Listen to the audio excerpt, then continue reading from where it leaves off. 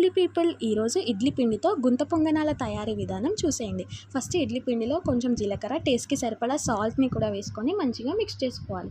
ఇప్పుడు అందులోకి కట్ చేసి పెట్టుకున్న పచ్చిమిరపకాయ ముక్కలు, ఉల్లిపాయ ముక్కలు, కరివేపాకు, కొత్తిమీరని కూడా వేసుకొని మంచిగా మిక్స్ చేసుకోవాలి.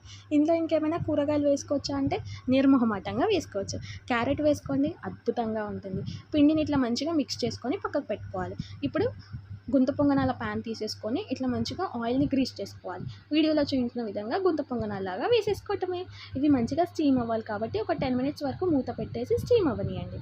10 మినిట్స్ అయ్యాక మూత తీసేసి ఇలా వెనక్కి ముందుకు అనుకోవాలి.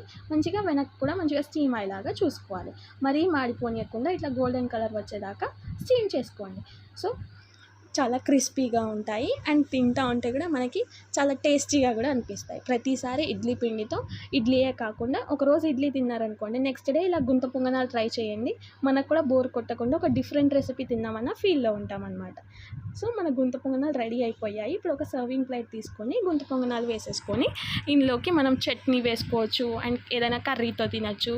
అండ్ మెయిన్గా కారపొడితో తింటే చాలా టేస్టీగా ఉంటుంది. నేనైతే కారపొడితో ఎక్కువ ఇష్టపడతాను, కానీ ఈరోజు మాత్రం చిక్కుడుకాయ చట్నీ అండ్ మామిడికాయ పికిల్తో తిన్నానమాట.